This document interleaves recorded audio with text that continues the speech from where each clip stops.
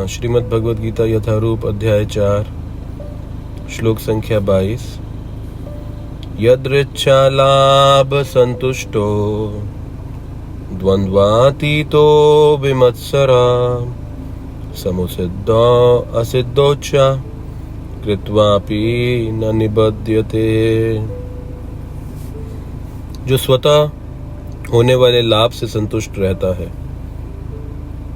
जो द्वंद्व से मुक्त है और ईर्ष्या नहीं करता, जो सफलता तथा असफलता दोनों में स्थिर रहता है, वह कर्म करता हुआ भी कभी बंधता नहीं। तो जैसा हमने समझा पिछले श्लोकों में, हर क्रिया की एक प्रतिक्रिया है, उसके समान और उसके विपरीत। तो जो भी हम कर्म करते हैं, चाहे वाणी से चाहे इंद्रियों से, इन सब कर्मों के परिणाम हमारे जीवन में लौट कर वापस आते हैं। जैसे कोई बूमरैंग फेंके तो जिस दिशा में बूमरैंग फेंका जाएगा वो वहां से पलट के आपकी तरफ वापस आ जाएगा। ये कर्म का बूमरैंग है। जब आप इसे फेंकेंगे तो लौट के ये आप ही को आकर हिट करेगा। तो आज जो भी हम कर रहे हैं वो व्यर्थ नहीं जा रहा है। अच्छा बुरा या फिर अच्छाई और बुराई से भी ऊपर बढ़कर, इस संसारिक अच्छाई और बुराई से भी ऊपर बढ़कर अध्यात्म के स्तर पे किया जा रहा है। हर एक का परिणाम है। और ये जो कर्मों के बंधन हैं, यानी कि जो कर्मों के परिणाम हैं, इन्हें भोगने के लिए हमें बार बार जन्म दिए जाते हैं 84 लाख प्रकार की योनियों में। ये 84 लाख प्रकार की योनियां हमारी 84 लाख प्रकार की इच्छाओं को पूरा करने के लिए बनाई गई हैं। यानी कि 84 लाख तरीके भोग करने के, तब भी जीव की भोग करने की इच्छा संतुष्ट नहीं होती। तो ये जो शरीर है, ये अपने आप में एक सजा है, क्योंकि इस शरीर में स्वाभाविकता वृद्धावस्था है। कोई भी हमेशा युवा नहीं रह पाएगा। ये प्रकृति का नियम है। हम कितने भी विद्वान, कितने भी स्वतंत्र, कितने भी शक्तिशाली, बुद्धिमान क्यों ना हो जाएं, कोई भी प्रकृति के नियमों से ऊपर आज तक नहीं उठ पाया है। हम सब प्रकृति के नियमों के अधीन ही हैं। इसलिए अगर हम इस विषय को समझें तो हम पाएंगे कि ये शरीर हमारे नियंत्रण में काम नहीं करता। जन्म के बाद धीरे धीरे ये शरीर एक एक पल हम सबको मृत्यु की करीब लेकर आ रहा है। इस जीवन में हमें थोड़ा सा समय दे दिया गया है, और ये समय एक परीक्षा की तैयारी के लिए जैसे एक विद्यार्थी को 1 वर्ष दिया जाता है, वैसे मानव जीवन में औसत 100 वर्ष दिए गए उस परीक्षा की तैयारी के लिए, जिसे मृत्यु कहा जाता है, ताकि हम इन 100 वर्षों को, उस परीक्षा को उत्तीर्ण करने के लिए तैयारी कर सकें। तो अगर हम उस परीक्षा, मृत्यु रूपी परीक्षा, जिसके बारे में कृष्ण गीता में 8वें अध्याय में कहते हैं कि अंतकाल में जो मेरा स्मरण करता हुआ देह त्यागता है वो मुझे प्राप्त करता है।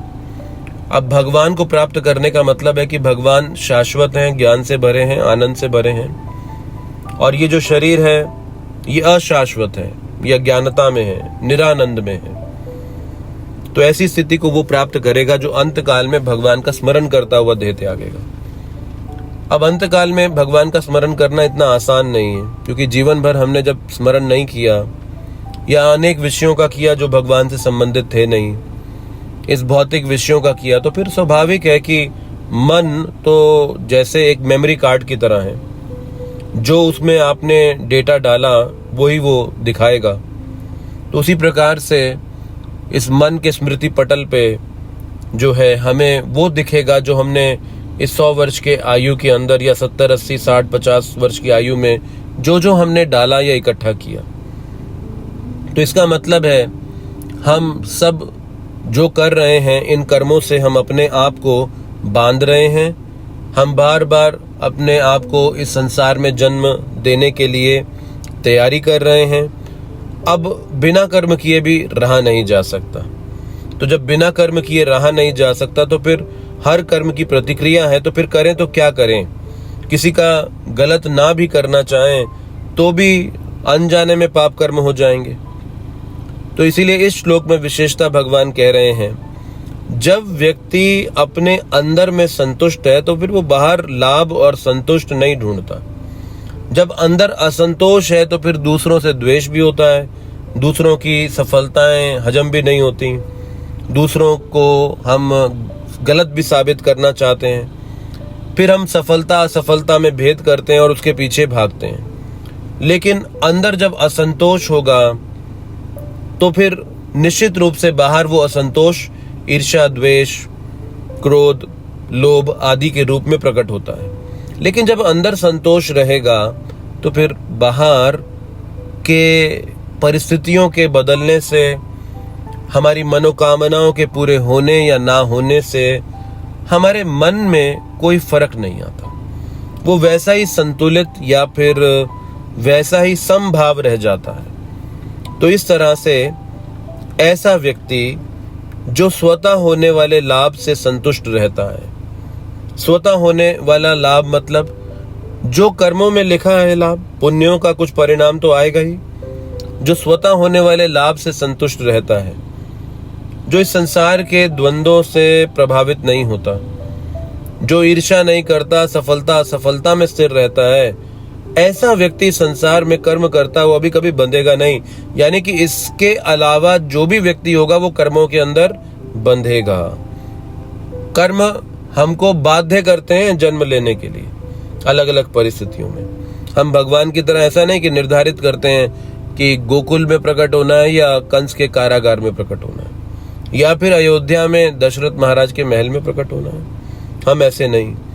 तो जो स्वतः होने वाले लाभ से संतुष्ट रहता है, तो इसीलिए जो कर्मों के नियम को समझेगा और समझेगा कि कर्म की एक नियता है और कर्मों के अनुसार, पाप और पुण्यों के अनुसार लाभ और हानि आएगा, लेकिन मुझे तो इस जीवन के लक्ष्य को प्राप्त करने के लिए, और वो है भगवान के साथ मेरे टूटे हुए संबंध की स्थापना करने के लिए काम करना है और प्रत्येक दिन ऐसा ही कर्म करना है जो कृष्ण भावनामय हो और जो भगवान को केंद्र बनाकर किया जाता हो।